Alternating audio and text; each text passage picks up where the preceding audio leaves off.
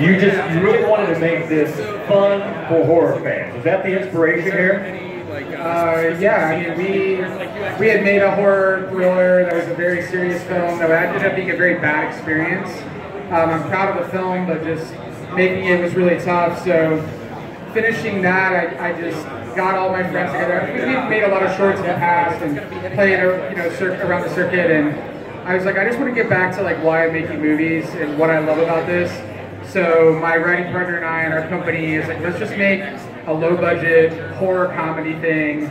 Let's do it with our friends. We'll do kind of an anthology nature, and we just, but I said if we're gonna do it, it has to be like a love. Like people say they want to make a love letter to horror, but I don't think they're real horror fans.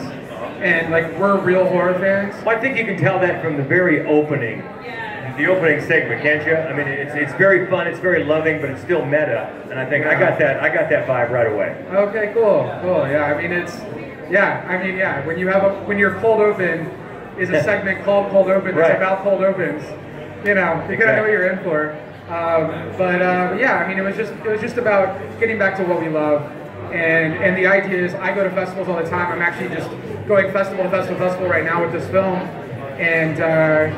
I wanted to make something that I would have fun watching at a festival, so that's kind of what this was, and I hired some of the best horror short filmmakers I could find that had a comedic thing, and then I oversaw my company, like we produced each segment, and then we kind of oversaw like what was going on, and then hired these amazing directors, and then I wrote and directed the whole core story, and then the finale. Okay. Yeah.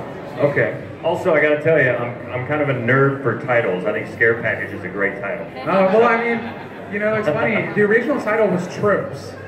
It was what we called it because every segment is a different horror trope in some way. Okay. But I realized that like people in the money world don't know what tropes means. So See? it's a weird thing. See? So I wanted to do, if everything was going to be making fun of yet like embracing the genre, right. Then I wanted to have like a Silent Night, Deadly Night or Shopping Mall kind of title.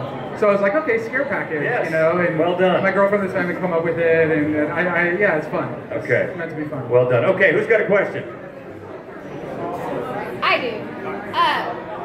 Okay, I'm inevitably going to ask, how did you talk Joe Bob into doing this? I know that's what that guy right there is going to ask too. That's great. I saw your shirt earlier, and I'm like, oh, I hope he comes to the screening. So the truth of this is, I'm just a Joe Bob fan, right? So I contacted Joe Bob before the Shudder stuff happened, before any of this stuff had happened, because I had a Joe Bob hat. I go through a hat phase. I make hats, and I had a Joe Bob hat, and I was just like, it would be cool if we're doing this thing and there's like a know-it-all horror guy. Like, who is the know-it-all horror guy? It's Joe Bob Briggs.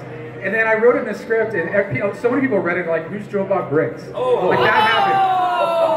That happened by a lot of people, and even horror people. That happened. And then wait, how old were these people? You'd be surprised. Like up until this recent resurgence of Joe Bob, there were a lot of people that didn't know. Wow. A lot of people didn't. Okay, so who yeah. would have known who Joe Bob Briggs was? There were a lot. You'd be surprised. Wow. But then, okay. All right. And the Shudder stuff started happening, and I one day he followed me on Twitter like years ago, and it was like a big moment for me. Wow. And I was like, oh my god, like Joe Bob. So I just messaged him on Twitter, and I was like, dude, I have this like weird idea, and he messaged me back, and then the rest is history. So yeah, right. he was a blast. We just played a Telluride, and the crowd didn't know, and he was at Telluride. So he came out as a surprise at the end too, which was a lot of fun. We were kind of hoping he'd be a surprise here. I know, yeah, it's hard. It's hard. Yeah, but he's the best. All right. Who else? Who's got a question? Brandon. Can you tell us a little bit about the company that did the practical effects, because they were really good. Oh, cool. Thank you. So it was a mix. There's a few folks. The main person who did the effects is a guy named Tate Steinseck, who actually just directed Castle Freak. He was like one of the winners or runner-up or whatever for Face Off and Sci-Fi and all that. But over the years, we've curated a number of people that are just amazing effects people. But Russell Effects also were involved. They did the work on the Girls Under the Body segment. And then, it was mainly like Tate oversaw a lot of, he did the big finale, he did the werewolves, And then Russell Effects did Girls Under a Body. He also did, and then Eric Zapata, who's another person from Face Off, he worked with that. But basically, when you make a lot of really gory horror shorts that I've done over the years, you get to know all the really great, you know, makeup effects and prosthetics people. So, and obviously, if we're making some homage to horror, it's got to have like practical effects. It's got to have, you know, like there's no digital effects in this whole thing. I mean, we just like when that guy's in the ground in Chris McEnroy's segment, like we dug a hole in the ground and put the dude in the ground and like, you know, did all, I mean, we did all that. So it's and that's a credit to also the directors, you know, that kind of understood the vision that we had for this. And but Tate Steinsack was a badass, and yeah. All right, any questions? I do. Katie has one. What was your favorite kill? Oh, my favorite kill. My favorite kill that I directed, or that maybe somebody else directed, or just in general? Both. I mean, God. Okay, so my favorite kill probably is the treadmill kill that happens at the end, because that was one of those where I just wanted something that was the most ridiculous way to kill somebody, and I was like, I'm gonna kill someone with a treadmill. And then the original thing, and we actually shot it, but I cut it out of the film, but the treadmill turns on and it moves her body forward and falls. But it just like, there's a nice comedic beat of him like standing there with a cup and it cuts on that beat. But I mean, we built that wall and put an actual treadmill in the wall. There's like people on the other side like holding it up, and like she's green screen at the bottom. I mean, we went way too far for one kill, but that's what you do, you know?